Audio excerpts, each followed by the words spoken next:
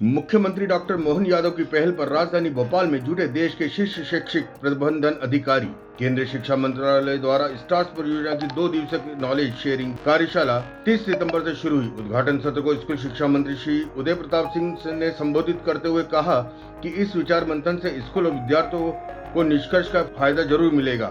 जो school education में भी तकनीक का योगदान हो सकता है, अगर इस पर डिस्कशन कर रहे हैं तो शायद बहुत बड़ी भूमिका इस देश के प्रधानमंत्री माननीय नरेंद्र मोदी जी की। अगर उन्होंने स्किल डेवलपमेंट को तब प्रमोशन नहीं दिया होता उस समय, स्कूल सिस्टम में किस तरह से बच्चों की स्किल को उभारना है, इस पर भारत सरकार ने ध्यान नहीं दिया होता तो शायद राज्य सरकार इस तरफ सोचने की तरफ जाती भी नहीं। हम लोग तो देखते थे बचपन में कि स्कूली शिक्षा का मतलब ये होता था अपना बैग लेकर स्कूल में जाओ, वहां शिक्षक मिलेंगे, वो किताब कॉपी खोलेंगे, आपका होमवर्क चेक करेंगे, ब्लैक बोर्ड पर आपको पढ़ाएंगे, जो लिखा हुआ है उसको पढ़ा के शाम को आपको घर वापस भेज देंगे। ये शिक्षक की जिम्मेदारी होती थी। लेकिन अब पूरा पैटर्न चेंज हो गया। किताबों से निकलकर प्रैक्टिकल नॉलेज और आपके अंदर जो पोटेंशियल है, बच्चे के अंदर जो काबिलियत, उसको निखार कर उसको इस लायक बनाना कि दुनिया में अपने पैरों पर खड़ा हो सके और ज्ञान के साथ साथ अनुभव के आधार पर अपने जीवन को वो आगे बढ़ा सके, इसको फोकस करके सरकारें काम कर रही है और शिक्षा विभाग काम कर रहा है। इसलिए मैं तो इस बात को मानता हूं कि हमारा प्राइवेट स्कूल्स का जो एक पब्लिक स्कूल है उनकी सफलता का कारण यह है कि वो हजारों बच्चों को एक कैंपस में लाकर उनको पूरा फोकस होकर उनकी कैरियर को बनाने में काम करते हैं। भारत सरकार के स्कूल शिक्षा मंत्रालय द्वारा देश के स्कूलों की बेहतरी के लिए विश्व बैंक के सहयोग से संचालित stars strengthening teaching learning and results for states project के अंतर्गत 2 दिवसीय राष्ट्रीय नॉलेज शेयरिंग कार्यशाला का आयोजन 30 सितंबर से भोपाल में होटल ताज में शुरू हुआ। हमारे ब्रह्मांड में बहुत सी आकाशगंगा है, उसमें से एक आकाशगंगा द्वितीय आकाशगंगा मिल्की वे, जिसमें हमारा पूरा सौर मंडल पूरा सोलर सिस्टम रहता है।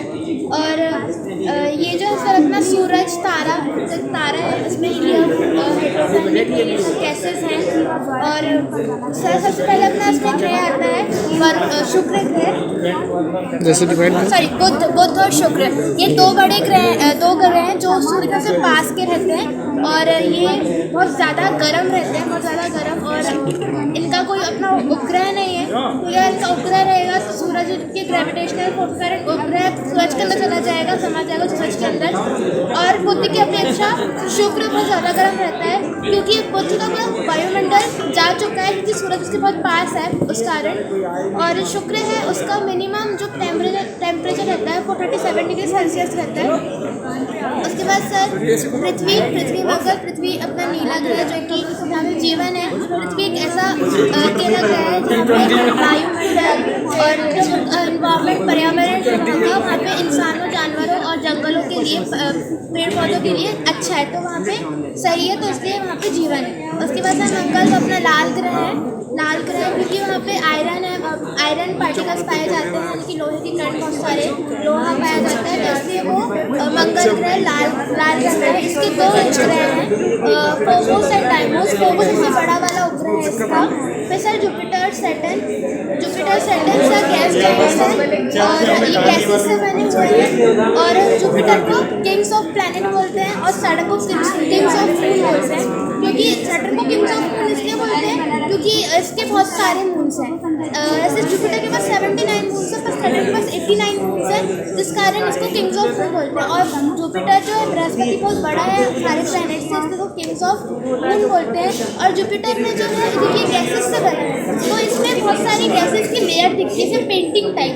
अगर हमें फोटोज देखते हैं तो उसमें लेयर से पेंटिंग टाइप लेयर दिखेगी, रेडिश ब्लूइश ब्राउनिश कलर की। और जुपिटर में बहुत बड़े ग्रेट रेड स्पॉट्स हैं, क्योंकि जो गैसेस हैं उनमें स्ट्रॉम आते हैं, जब वो मिलती हैं तो उसमें इसके जैसे जो जुपिटर प्लैनेट है उसमें बड़े बड़े रेड स्पॉट्स पड़ गए। उसके बाद सर यूरेनस। इस महत्वपूर्ण कार्यशाला में केंद्रीय सचिव स्कूल शिक्षा और वरिष्ठ अधिकारियों के साथ मध्य प्रदेश सहित 17 प्रदेशों के शिक्षा सचिव, राज्य परियोजना संचालक और अन्य अधिकारी उपस्थित हुए। कार्यशाला का उद्देश्य स्टार्स प्रोजेक्ट के तहत राज्यों की नॉलेज शेयरिंग और शैक्षिक कार्यक्रमों के तहत मौजूदा अंतराल और चुनौतियों की पहचान के साथ राज्यों में हो रहे उत्कृष्ट कार्यों को एक दूसरे के साथ साझा कर अनुभव के आधार पर अन्य राज्यों में अपनाना भी है। उल्लेखनीय है कि डॉक्टर मोहन यादव ने राष्ट्रीय शिक्षा नीति के तहत शैक्षिक समृद्ध भारत की परिकल्पना में सक्रिय सहभागिता की दृष्टि से इस शैक्षिक कार्यशाला के आयोजन का दायित्व मध्य प्रदेश को सौंपने के लिए केंद्रीय शिक्षा मंत्री श्री धर्मेंद्र प्रधान से आग्रह किया था। मुख्यमंत्री डॉक्टर यादव ने इसका आग्रह स्वीकार करने और प्रदेश की राजधानी भोपाल में संगोष्ठी करने के लिए केंद्र सरकार का धन्यवाद भी दिया। मुख्यमंत्री डॉक्टर यादव ने देश भर के शीर्ष शैक्षिक प्रबंधन अधिकारियों के मध्य प्रदेश आगमन पर स्वागत करते हुए कहा कि 2 दिवसीय कार्यशाला से विचार मंथन से जो निष्कर्ष निकलेगा उसका लाभ निश्चित प्रदेश के स्कूलों विद्यार्थियों को भी प्राप्त होगा। सचिव स्कूल शिक्षा डॉक्टर संजय गोयल ने बताया कि भारत सरकार के स्कूल शिक्षा मंत्रालय द्वारा आयोजित कार्यशाला के पहले दिन सोमवार 30 सितंबर को स्कूल टू वर्क ट्रांजिशन विषय पर और दूसरे दिन मंगलवार 1 अक्टूबर को स्ट्रेंथिंग असेसमेंट सिस्टम पर विभिन्न सत्र आयोजित होंगे। इसमें स्कूल टू वर्क ट्रांजिशन में राष्ट्रीय शिक्षा नीति 2020, एनसीएफ, एनसीआरएफ, स्किल शिक्षा में साइक्रोमेटिक विश्लेषण, कैरियर परामर्श, उद्योग तथा कार्य आधारित सीखने के अवसर के साथ साझेदारी, स्कूल शिक्षा में प्रभावी स्किल हब स्थापित करने और उद्योग से संबंधित कौशल पारिस्थितिक तंत्र के एकीकरण की दिशा में कल्पना, भविष्य की शिक्षा के लिए मूल्यांकन प्रणाली को मजबूती प्रदान करना, राज्यों में विद्या समीक्षा केंद्र का क्रियान्वयन और राज्य में मूल्यांकन प्रकोष्ठों का सुदृढ़ीकरण आदि विषयों पर विचार मंथन किया जाएगा।